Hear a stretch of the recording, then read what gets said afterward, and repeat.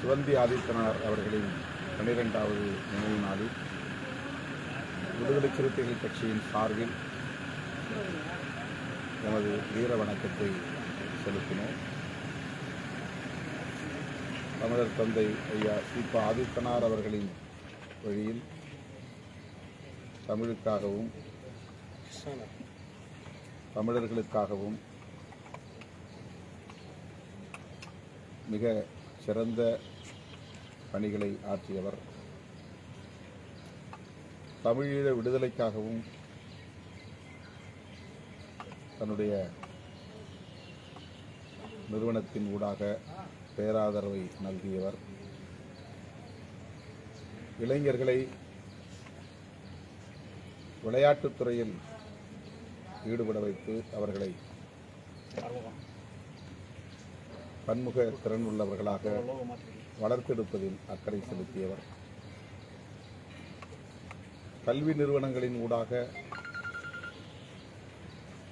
எளிய சமூகங்களை சார்ந்த பிள்ளைகள் கல்வி பெறுவதற்கு வழிவகை கண்டவர், ஊக்கமளித்தவர். அவரை நினைவு கூர்ந்து அவருடைய பங்களிப்பை போற்றி அவருக்கு எமது வீர வணக்கத்தை செலுத்துகிறோம். தமிழ்நாடு எப்போதுமே டெல்லிக்கு அவுட் ஆஃப் ஆர்டர் சிஎம் சொல்லியிருக்காங்க, ஸ்டாலின் சொல்லியிருக்காங்க. இதை எப்படி பார்க்குறீங்க? 2024 எத்தனை படைபலத்தோடு வந்தாலும் நாங்கள் தான் மீண்டும் ஆட்சி அமைப்போம், எந்த சா வந்தாலும் தமிழ்நாட்டில் அவங்க ஃபார்முலா ஈடுபடாது அப்படின்றாங்க.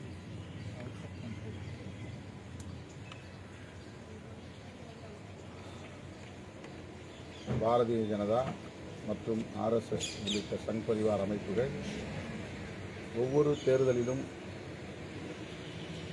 அவர்கள் இங்கே ஒரு அரசியல் சக்தியாக வலிமை பெறுவதற்கு பகிரத முயற்சிகளை மேற்கொண்டு வருகிறார்கள். அவர்கள் தேர்தலிலே வெற்றி பெற வேண்டும் என்பதை விட தமிழகத்தில் நிலை கொண்டிருக்கிற பெரியார் அரசியலை அல்லது சமூக நீதி அரசியலை நீர்த்து போகச் செய்ய வேண்டும் என்பதில் தான் குறியாக இருக்கிறார்கள். இன்னும் குறிப்பாக சொல்ல வேண்டுமானால் திராவிட கட்சிகளில் ஏதேனும் ஒன்றை பலவீனப்படுத்தி அவர்கள் இங்கே காலூன்றி நிற்க வேண்டும், பின்னர் அடுத்த திராவிட கட்சியையும் அழித்தொழிக்க வேண்டும் என்பது அவர்களின் நோக்கமாக இருக்கிறது. திமுக, அதிமுக என்கிற 2 அரசியல் கட்சிகளை வலுவிழக்க செய்ய வேண்டும் என்பதையெல்லாம் தாண்டி இங்கே நிலை கொண்டிருக்கிற சமூக நீதி அரசியலை வலுவிழக்க செய்ய வேண்டும். அதுதான் பாஜகவின் உண்மையான நோக்கம், உள்நோக்கம். ஆனால்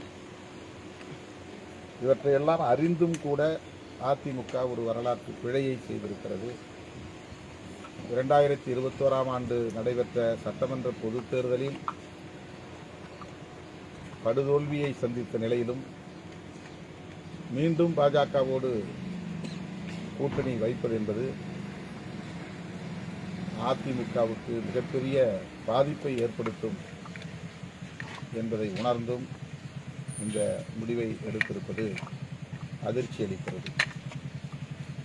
அதிமுகவுக்கு ஏற்படுகிற பின்னடைவு என்பதையெல்லாம் தாண்டி பாஜகவை வாக்கு வங்கி ரீதியாக வலிமைப்படுத்துவதற்கு துணை போகிறது என்பது ஒரு வரலாற்று பிழை.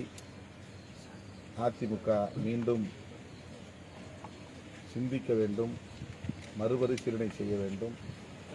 தமிழர் நலன் கருதி, தமிழ்நாட்டு நலன் கருதி, சமூக நீதி அரசியலை பாதுகாப்பு கருதி அதிமுக தன்னுடைய நிலைப்பாட்டை மறுபரிசீலனை செய்வது ஒரு வரலாற்று தேவையாக இருக்கிறது என்று விடுதலை சிறுத்தைகள் கட்சி சுட்டிக்காட்ட விரும்புகிறது.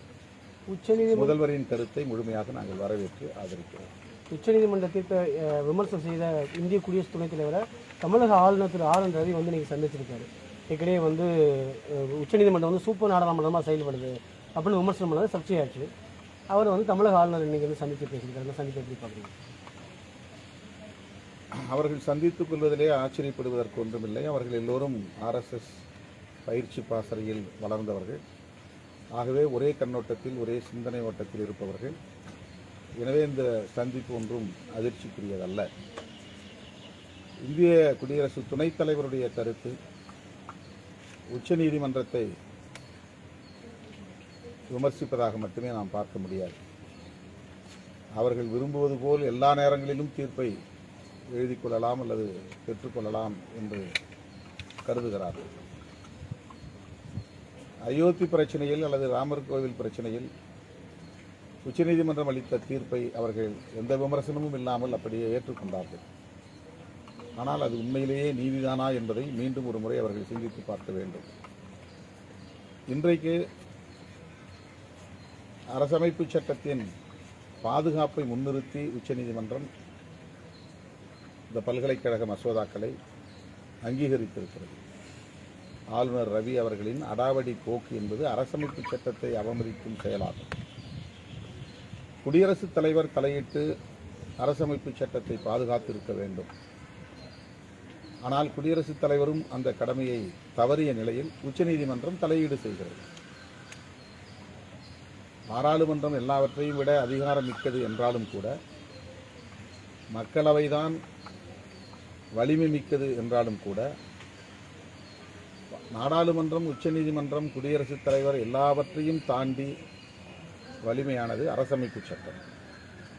அந்த அரசமைப்பு சட்டத்திற்கு ஆபத்து நேருகிற போது குடியரசுத் தலைவர் தாமாக முன்வந்து அதை பாதுகாக்க வேண்டும். பெரும்பான்மை என்கிற அடிப்படையில் அடாவடித்தனமாக அரசமைப்பு சட்டத்தையும் காலில் போட்டு மிதித்து சட்டங்களை இயற்றுவார்கள் என்றால் அரசமைப்பு சட்டத்தை யார் பாதுகாப்பது? இந்த கேள்வி எழுகிற போது உச்சநீதிமன்றம் தலையீடு செய்திருப்பது வரவேற்கக்கூடிய ஒன்றாகும்.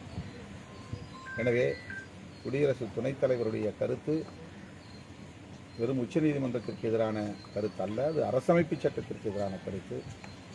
அதை விடுதலை சிறுத்தைகள் கட்சி கண்டிக்கிறது. திமுக கூட்டணியில் இடம்பெற்றிருக்கக்கூடிய பிரதான கட்சியான மதிமுகவுக்குள்ள மல்லை சத்யாவுக்கும் திரு துரை வைகோவுக்கும் இருக்கக்கூடிய இஷ்யூ வந்து வெட்ட வெளிச்சமாக இருக்குது. கட்சியோட பொறுப்பில் இருந்து நான் விலகிறேன்னு சொல்லி வெளிப்படையாகவே 3 பக்கத்தில் அறிக்கை வெளியிட்டிருக்காரு. இது உட்கட்சிக்கு திமுக கூட்டணியில் ஒரு பின்னடைவு நினைக்கிறீங்களா? அது மதிமுக என்கிற ஒரு அரசியல் இயக்கத்தில் நடைபெறுகிற உட்கட்சி விவகாரம். அவர்களுக்குள் அதை பேசி சரி செய்து கொள்வார்கள். அதனால் திமுக கூட்டணியில் எந்த பாதிப்பும் பின்னடைவும் ஏற்படாது என்று நான் நம்புகிறேன்.